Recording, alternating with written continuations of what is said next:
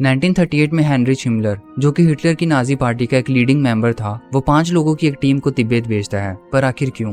वो भी world war 2 से ठीक 1 साल पहले। क्या तिब्बत में कुछ ऐसा था जो कि हिटलर वर्ल्ड वार 2 से पहले ढूंढना चाहता था? क्या तिब्बत में कोई ऐसा सीक्रेट था, जो कोई ऐसी मिस्ट्री थी जिसके बारे में हिटलर पता लगाना चाहता था और उसकी टीम उसे ढूंढते हुए तिब्बत तक आ पहुंची थी?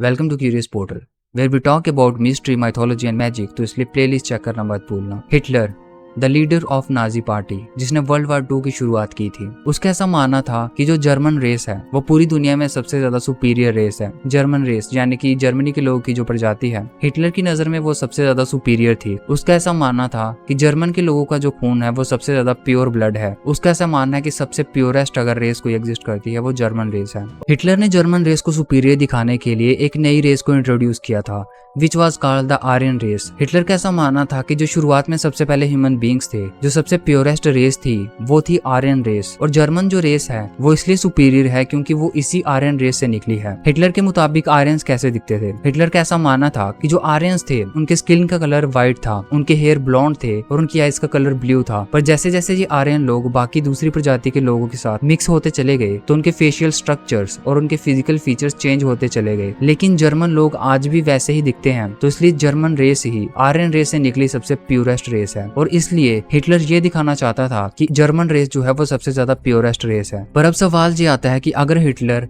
ऑलरेडी जर्मन रेस को सुपीरियर मानता था तो फिर उसने आर्यन रेस जैसा कंसेप्ट क्यों लाया?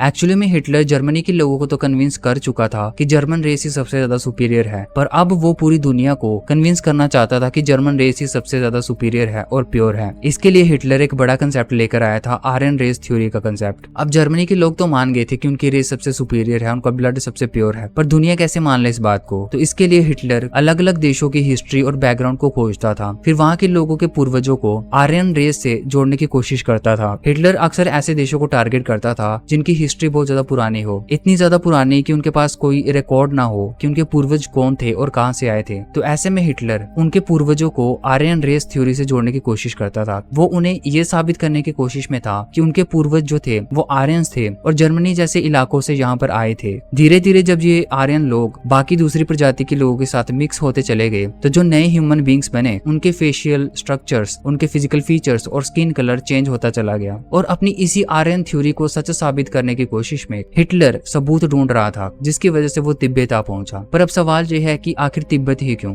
तिब्बत में ऐसा क्या खास था कि हिटलर की रिसर्च यहाँ पर आकर रुकी? हिटलर जिस आर्यन रेस में बिलीव करता था, उसका ऐसा मानना था कि ये आर्यन रेस अटलांटिस नाम के एक माइथोलॉजिकल और मैजिकल शहर से आई थी। अटलांटिस एक ऐसा शहर है जिसके बारे में किस्से कहानियों में बताया जाता है कि वो एक ऐसा एडवांस्ड शहर हुआ करता था जो एक एडवांस्ड आइलैंड पे था। कुछ लोग ऐसा मानते हैं कि अटलांटिस नाम का एक शहर असल में एग्जिस्ट करता था और कुछ लोग ऐसा बिलीव करते हैं कि ये बस किस्से कहानियों में था। लोग चाहे कुछ भी कहें, पर हिटलर ऐसा मानता था कि आज से 9000 साल पहले ये आइलैंड हुआ करता था और वहाँ पर जो लोग रहते थे वो बहुत ज्यादा एडवांस्ड थे, वहाँ की सिविलाइजेशन हमसे बहुत ज्यादा आगे थी। लेकिन धीरे धीरे समय बीतने के साथ एक बहुत बड़ा डिजास्टर होता है जिसकी वजह से वो आइलैंड समुद्र में डूब जाता है और जो लोग वहाँ पर जिंदा बच जाते हैं वो वहाँ से किसी दूसरी जगह शिफ्ट हो जाते हैं। हिटलर का ऐसा मानना था कि वहाँ पर जो लोग रहा करते थे वही आर्यंस थे। पर अब बात करते हैं कि हिटलर तिब्बत क्यों आया। हिटलर को एक्चुअली में तिब्बत के एक ऐसे रहस्यमय शहर के बारे में पता चला था जो कि अटलांटिस की तरह ही जादू और रहस्यों से भरा हुआ था। मैं बात कर रहा हूँ शंबाला की। अगर तुम तिब्बतन बुद्धिज्म के बारे में थोड़ा बहुत भी जानते हो तो तुम्हें पता होगा कि तिब्बतन बुद्धिज्म के अंदर शंबाला नाम के एक जादुई और रहस्यमय शहर का जिक्र किया गया है। हिटलर को इसी जादुई शहर के बारे में पता चला।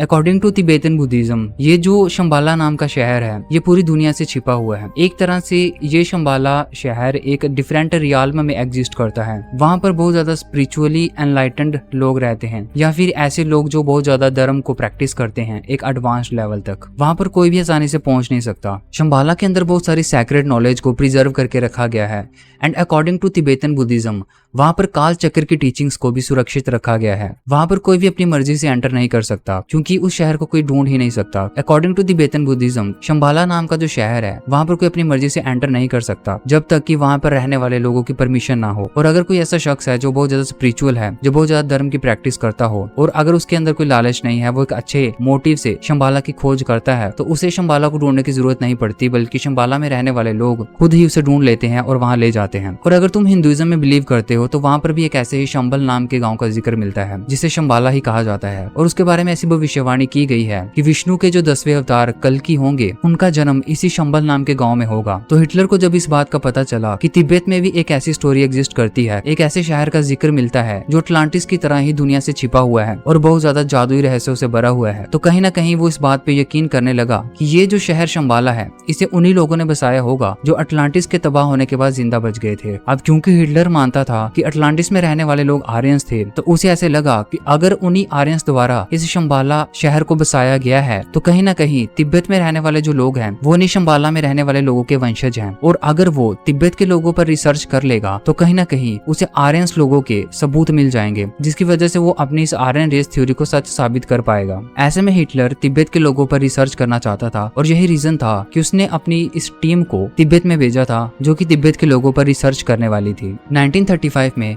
हेनरिच हिमलर ने एक यूनिट तैयार किया जिसको नाम दिया गया था ब्यूरो ऑफ एंसेस्ट्रल हेरिटेज। और इसका मकसद ये था कि उसे पता लगाना है इस बात का कि अटलांटिस के तबाह होने के बाद जो लोग जिंदा बच गए थे वो आखिर कहाँ गए। 1938 में हेनरिच हिमलर ने 5 जर्मन लोगों की एक टीम को तैयार किया जिसे तिब्बत भेजा गया। इन 5 लोगों की जर्मन टीम में 2 लोग खास थे। एक था अर्नेस्ट शेफर, जिसने हिटलर की पैरामिलिट्री ऑर्गेनाइजेशन शर्जस्टेफल को 1933 में ज्वाइन किया था, और दूसरा था ब्रूनो बीजर, जिसने हिटलर की एसएस पैरामिलिट्री ऑर्गेनाइजेशन को 1935 में ज्वाइन किया था। अर्नेस्ट शेफर एक जूलॉजिस्ट था और उसका कुछ बैकग्राउंड इस तरह से दिया जाता है कि उसको हंटिंग करना बहुत ज्यादा पसंद था। वो एक तरह से हंटिंग करने के लिए पागल था। एक बार जब वो अपनी वाइफ के साथ एक बोट पर हंटिंग करने निकला था तो एक डक का शिकार करते समय उसका पैर स्लिप हो जाता है, जिसकी वजह से गोली सीधा उसके वाइफ के सर पे लगती है और उसकी डेथ हो जाती है। उसके बारे में ऐसा कुछ बैकग्राउंड दिया जाता है। और दूसरा जो शख्स था जिसका नाम था ब्रूनो बीजर, वो एक यंग एंथ्रोपोलॉजिस्ट था जिसे ये काम सौंपा गया था कि उसे तिब्बत के लोगों के जो स्कल हैं उनको मेजर करना, उनकी मेजरमेंट करनी है। इसके साथ साथ उनके फेशियल स्ट्रक्चर्स, उनके एयर्स और उनके पूरे चेहरे की बनावट को अच्छे से समझना है और उनका रिकॉर्ड तैयार करना है और कुछ आर्टिफिशियल स्ट्रक्चर्स तैयार करने हैं और उनके फेशियल स्ट्रक्चर्स के मास्क बनाने हैं।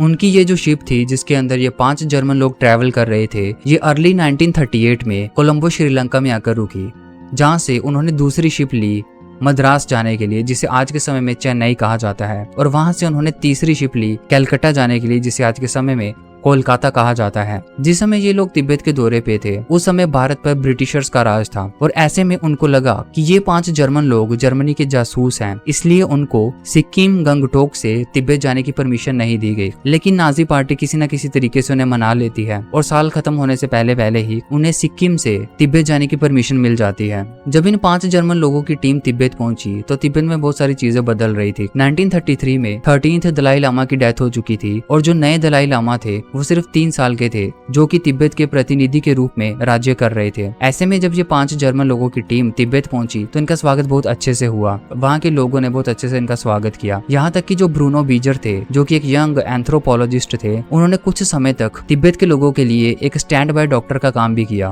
तो अब इन 5 लोगों की टीम अपनी रिसर्च में लग गई, जिसे ज्यादा से ज्यादा समय रिसर्च करने में लगा रहे थे, जैसे कि साइंटिफिक इन्वेस्टिगेशन, एंथ्रोपोलॉजी और जूलॉजी। लेकिन 1939 में ही इनके इस मिशन को रोक दिया गया क्योंकि अब सेकेंड वर्ल्ड वॉर स्टार्ट हो चुकी थी। लेकिन जितना भी टाइम इन्हें तिब्बत में रिसर्च करने को मिला था, इसके दौरान इन्होंने काफी सारा मटेरियल इकट्ठा कर लिया था।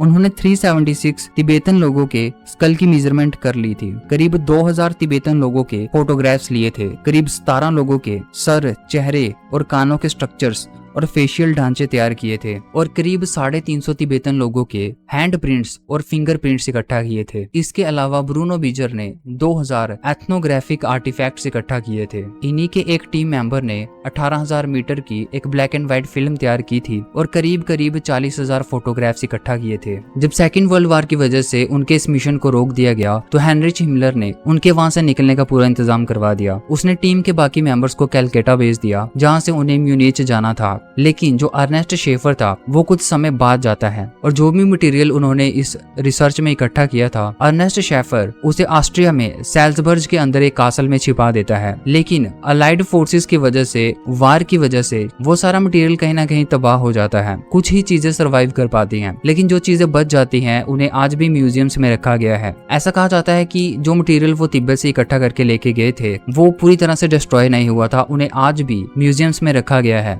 सो this was the reason why Hitler came to Tibet. क्या तुम्हें इस स्टोरी के बारे में पता था? Let me know in the comment section.